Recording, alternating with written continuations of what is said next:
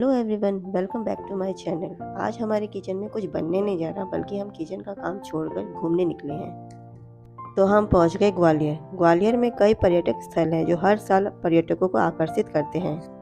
उनमें से एक है ग्वालियर का किला। यह बहुत बड़ा किला है। हर साल लाखों सैलानी देश विदेश से यहाँ इसको देखने आते हैं। यह किला एक पहाड़ी पे ऊपर स्थित है और इस पर्वत का नाम है गोपालचंद। यह ग्वालियर शहर की हर दिशा से स्पष्ट रूप से दिखाई देता है। चढ़ाई करते वक्त आप देखेंगे कि बहुत ही बड़ी और सुंदर मूर्तियां बहुत ही बारीकी के साथ गढ़ी हुई हैं। अगर आप ग्वालियर गेट के माध्यम से इसके ऊपर जाना चाहते हैं तो आपको पैदल जाना पड़ेगा, और जबकि यह गाड़ी या किसी साधन के माध्यम से ऊपर जाना चाहते हैं तो आपको उरवाई गेट से होकर जाना पड़ेगा। यहाँ से शहर का हर कोना देखा जा सकता है। जमीन से 104 मीटर की ऊंचाई पर स्थित है यह किला। आपने किले तो बहुत देखे होंगे। भारत में भी बहुत से किले हैं, एक से एक खूबसूरत बड़े छोटे किले हैं, लेकिन इस किले के ऊपर मानसिंह महल है। वह बहुत अद्भुत महल है। ऐसा महल भारत में किसी महल को नहीं माना गया जितना कि इसे माना गया है। बाबर ने बाबरनामा किताब में भी इसका वर्णन किया है कि स्त्री के शरीर के ऊपर जो गले में सोने का हार शोभा देता है, इसी तरह से भारत के महलों की संख्याओं में राजा मानसिंह का महल एक सोने का हार है। राजा सूरजसेन तो पहले राजा हुआ करते थे, लेकिन लास्ट में राजा सिंधिया आए और इनके बीच में 108 अलग अलग राजाओं ने राज किया। इनमें सबसे ज़्यादा प्रसिद्ध राजा मानसिंह तोमर ही थे और इनका टाइम 15वीं सेंचुरी में रहा। इनकी 9 रानियां थीं। 8 रानियां जो महल में रहती थी वो इस मंदिर में पूजा करने आती थी। 9वीं रानी का महल अलग से बनाया जो कि गुजरी महल के नाम से जाना जाता है। 8 रानियां इसी मंदिर में पूजा करने आती थी जो शिवजी का मंदिर था। इसमें टोटल 82 पिलर हैं। लेकिन जब जहांगीर का टाइम आया तो उसने इस मंदिरों को हटाकर जेल में परिवर्तित कर दिया और यहाँ 82 राजाओं को पिलर में जंजीर से बांधकर बंदी बनाकर रखा गया था।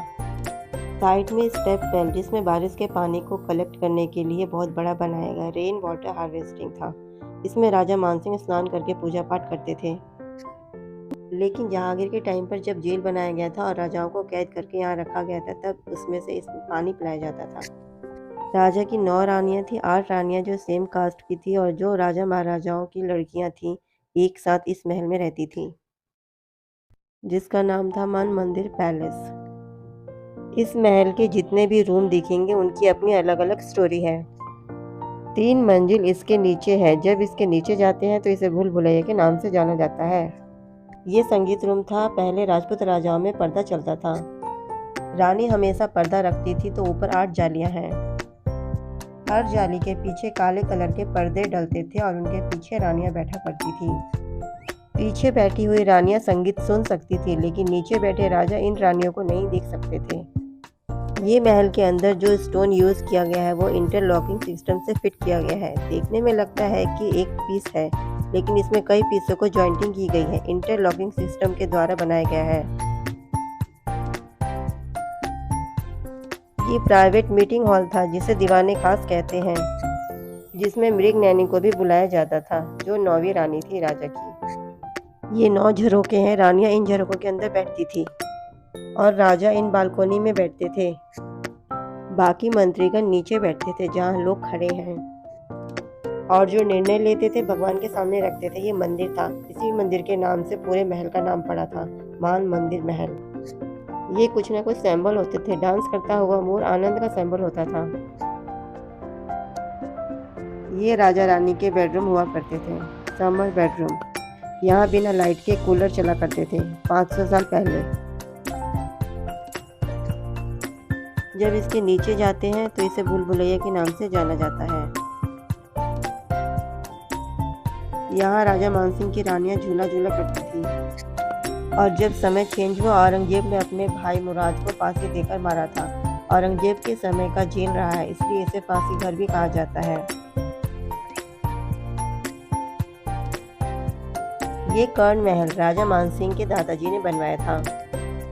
मानसिंह महल से भी 100 वर्ष पुराना है। ये 4 मंजिला था। 2 मंजिल टूटने के कारण बंद है और 2 मंजिल खुला है।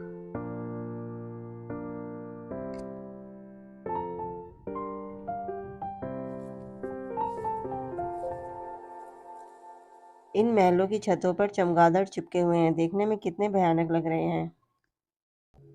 सबसे पहले यह किला कछवाहा राजपूत शासकों के नियंत्रण में था, लेकिन तोमर वंश, जिसमें राजा मानसिंह का नाम आज भी इतिहास में बहुत ही गर्व के साथ लिया जाता है। यहाँ से शहर का हर कोना देखा जा सकता है। व्यू पॉइंट क्या शानदार दिख रहा है। लुक्का छुपी और कलंक मूवी की शूटिंग भी इसी किले पर हुई थी। यहाँ जहांगीर के सैनिक रहते थे। उन सैनिकों के